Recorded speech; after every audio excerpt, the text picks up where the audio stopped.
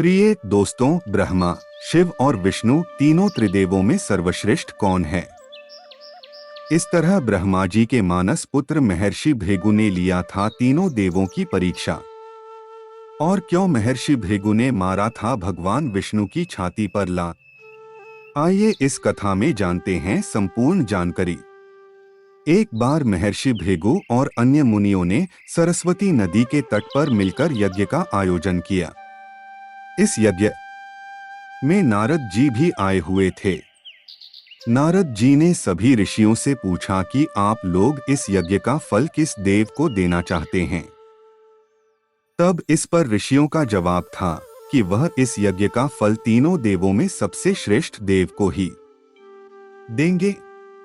लेकिन एक बहुत बड़ी समस्या यह था कि ब्रह्मा, विष्णु और महेश में सबसे श्रेष्ठ कौन है? इसका निर्धारण कैसे किया जाए?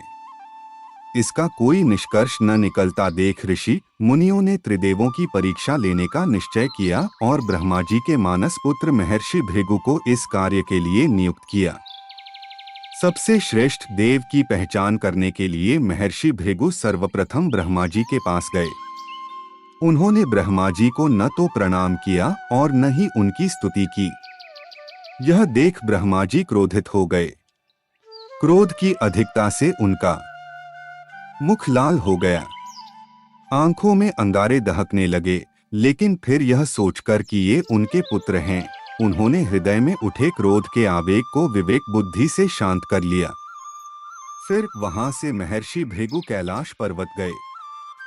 देवाधिदेव भगवान महादेव ने देखा कि भृगु आ रहे हैं तो वे प्रसन्न होकर अपने आसन से उठे और उनका आलिंगन करने के लिए अपनी भुजाएं फैला दीं।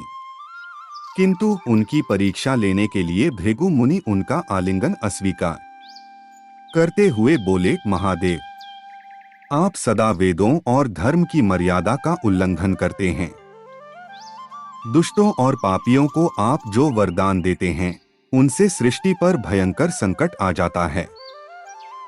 इसलिए मैं आपका आलिंगन कदापि स्वीकार नहीं करूंगा। उनकी बात सुनकर भगवान शिव क्रोध से तिलमिला उठे।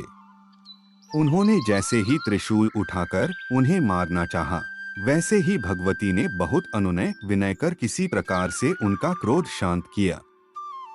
फिर इसके बाद भृगु मुनि विष्णु के लोक वैकुंठ लोक गए। उस समय भगवान श्रीहरि देवी लक्ष्मी के साथ क्षीर सागर में विश्राम कर रहे थे। भृगु ने जाते ही भगवान विष्णु के छाती पर लात मारी। भक्त वत्सल भगवान विष्णु शीघ्र ही अपने आसन से उठ खड़े हुए और उन्हें प्रणाम करके उनके चरण सहलाते हुए बोले, भगवन, आपके पांव में कहीं चोट तो नहीं लगी? कृपया इस आसन पर विश्राम कीजिए। भगवन, मुझे आपके शुभ आगमन का ज्ञान न था, इसलिए मैं आपका स्वागत नहीं कर सका। आपके चरणों का स्पर्श तीर्थों को पवित्र करने वाला है। आपके चरणों के स्पर्श से आज मैं धन्य हो गया। भगवान विष्णु का यह प्रेम व्यवहार देखकर महर्षि भृगु की आंखों से आंसू बहने लगे। उसके बाद वे ऋषिमुनियों के पास लौट आए और ब्रह्मा जी, शिव जी और श्रीहरि के यहाँ के सभी अनुभव विस्तार से कह बताए। उनके अनुभव सुनकर सभी ऋषि मुनि बड़े हैरान हुए और उनके सभी संदेह दूर हो गए। तभी से वे भगवान विष्णु को सर्वश्रेष्ठ मानकर उनकी पूजा अर्चना करने लगे। दोस्तों, अगर आपको यह जानकारी अच्छा लगा हो तो कमेंट में जय श्री विष्णु जरूर लिखना और साथ ही लाइक और सब्सक्राइब भी कर लो। हमारे इस चैनल पर ज्ञानवर्धक बातें और धार्मिक कथा, स्टोरी व कहानी मिलेंगे। धन्यवाद।